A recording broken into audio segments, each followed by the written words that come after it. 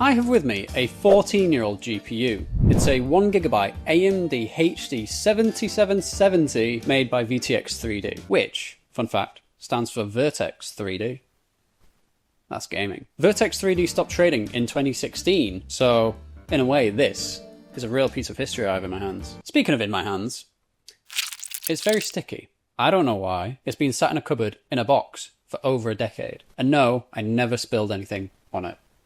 Having come out in 2012, this GPU is almost as old as I was when I first bought it. This exact card is from the very first gaming PC I ever bought, which was a Vibox pre-build that had a sick-ass case, and despite the jet engines, it had absolutely zero airflow, which I'm sure suffocated the AMD FX 4100 that was inside, along with the probably 8GB of RAM. It was a pretty budget build. I was 15. Today's system is much better than that. It has a Xeon 1231 V3 in it and 16 gigs of DDR3 RAM. Because I had those parts lying around and I wanted to make an old PC to test stuff with and to use as a home theatre. So let's find out if this can even run games today, and if so, how well? First up, we have Rocket League on quality to give it a fighting chance and to kind of evaluate our expectations for this card. It doesn't look great, I'm not gonna lie. GPU utilization is on 99%. The RAM usage is crazy high, I don't know why that is, because it's DDR3. Pretty much all of the 1GB of VRAM is used up. I tried this on the highest settings before and it only got 50 frames on average. Performance doesn't seem that much different from in free play. Temps are sitting around 64, despite the fan absolutely screaming at me. This does not give me hope for any of the more demanding games I've got lined up, but who knows? Maybe we'll be surprised. Let's not look at that. The next game I wanted to try is Control because I love that game. It came out in 2019 and it looks amazing with the ray trace reflections, which being a 2012 card, this is physically unable of doing any ray tracing, so. It is a bit crazy that we're using a third of our VRAM with just the Steam library open. It does not bode well. Okay, I'm trying to be fair on these settings on Control. We're at 1080p, but it's rendering at half that resolution, and we're at a medium preset, texture resolution on high. We may be pleasantly surprised. And we may not be as well. So obviously there's no ray tracing on as well, because it didn't exist back then. Let's put it on the absolute lowest settings, see how that fares. Huh, what does that mean? Has the game crashed? I've never seen that before. The game's crashed. I think everything's crashed. I can't do anything. Oh, there we go. So I've just booted it back up and it's doing it again. What does that even mean? But it worked this time. So that's the absolute lowest settings, and then we're at half render resolution. Can the AMD 7770 run Control? Oh, well, no. It looks so shimmery too. Oh my god. I can't. I'm panicking. It feels awful. Using up all the VRAM. GPU's maxed out. Little Xeon's doing well with only 30% usage. I mean, should we go down on the render resolution, see how it goes? Oh, no, okay. Alright, hear me out. We're dropping it to 540p, absolute lowest. We could even reduce the FOV. Maybe that'll help.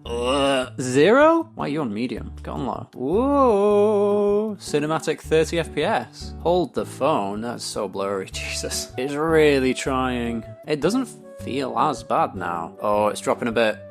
You can really feel the few frame drops when it's this low already. It's a shimmery, blurry mess, but granted, when you're fighting people, you don't really notice. Temps are crazy low though, they're only at 55. They were hotter in Rocket League. Anyway, I guess we've got Control running at an okay FPS. This is not, I wouldn't say it's playable. It's definitely not playable, because if I try to go into the menu, it breaks immediately. A game I tested on my old 2018 laptop in my previous video was Cyberpunk, and I was pleasantly surprised about how well it ran on that, so I think this dedicated GPU might actually have a chance. Do we dare? I think we dare. It booted up, we're on the absolute lowest settings we can get, AMD Fidelity FX 2.1 on performance, FOV 80, CPU utilization's higher, and the GPU, oh no, it's going up. Oh my god, 15? Not even... Whoa, this is crazy awful. I'm doing, can you see? Doing a slight 20 FPS. Wow. I mean, we could try frame gen. When I run, I lose 10 frames per second, I think. Yeah. Hello. Who are you? Are you the cops? You start blasting? Whoa, this does not look good. I mean, it runs it. Let's wang on some frame gen, see if that helps at all. We're on AMD Fidelity FX 3.0. Performance, AMD FSR 3.1 frame gen on. I think it's worse actually. I don't know if that's because of the newer Fidelity FX. So I've put the old one back on. Yeah, That runs a little bit better than the new one. Maybe not.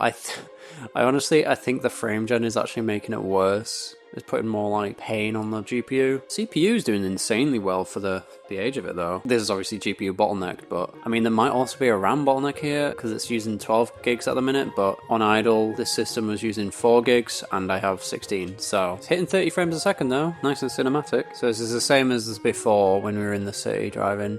But now this time we have frame gen on. It genuinely does feel worse. The frame rate isn't any better. Oh my god, look at that. It genuinely feels like it's taken a day to turn a corner. I don't think we can run Cyberpunk. But at least this one doesn't crash like Control did. Now Red Dead 1, despite this being a port, it came out originally in 2010, which is 2 years before the 7770. So surely it'll be able to run it pretty well. Well, I was wrong. I was under the impression that Red Dead 1, despite being a remake, having came out in 2010 originally, maybe it would run on a 2012 GPU. But no, because it has 1 gigabyte of VRAM, we can't do it. What's also crazy about that is it came out on the 360, which had a combined 512 megabytes of GDDR3 RAM for the CPU and GPU. But no, I can't run it on a 1 gigabyte dedicated GPU. Sleeping Dogs, a game kind of similar to Red Dead. People will disagree with that. That came out in 2012, the same year as this GPU, so we'll see how this runs. It does keep defaulting everything to 720p, which probably isn't a good sign. Should we do the extreme preset? What? Why would you limit it to 15 FPS? So we have an uncapped frame rate. Let's see if it even gets above 60 anyway. 18 FPS in a cutscene. Oh, look at that, and we're straight into it. Right, let's see if we can make this run better. Do we just go for medium? Medium settings? Oh, no way! Look at that! We're on 80 FPS. Oh my goodness. We could even crank that up a bit. That was too conservative. So we're on the high preset. Oh, look at that. Cinematic 36 FPS. This is definitely playable. This must have been the settings I played on it when I want to say 15 as well if you look. This is the hottest the GPU has got, 78 degrees. Now I know you're probably saying, oh Nathan, it's been sat in a cupboard for over a decade, change the thermal paste. Well, I'm not going to do that because I don't think it'll make much difference.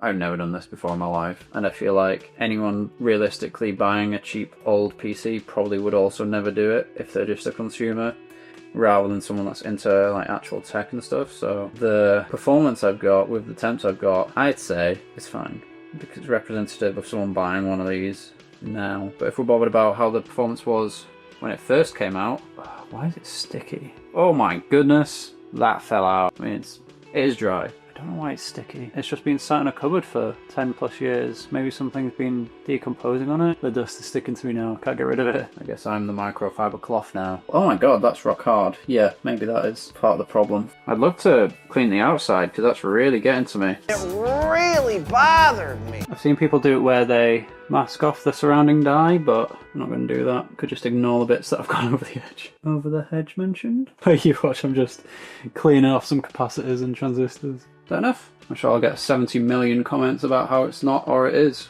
or it's too much. Well, it's still booted into Windows. Let's see if it actually still games. I don't know if these idle temperatures are anything to go by. I can't remember what they were beforehand. So to keep it fair, we're back at the start. 33 FPS still. 74 degrees C. I genuinely don't remember what it was on the last one. I've also been playing before this, so it's like got the GPU up to temperature. Yes, the temps are a bit lower, but the average FPS is basically the exact same. And I think it's because the card can't pull enough power or run hard enough to even get the temperatures up to a point where they will be thermally throttled. Honestly, I don't know how to feel about this one. My old versus new laptop comparison that I made me kind of hopeful that this old fella could probably run some modern games, but I think the measly 1 gigabytes of VRAM is probably the biggest problem that it has. And that wasn't even a lot when it came out in 2012. I am surprised to see Sleeping Dogs running at over 80 FPS on medium. Like, it doesn't register with my brain a card that old having such high frame rate on games. But the fact that it can run modern-ish games and upscale 1080p on the lowest possible settings is...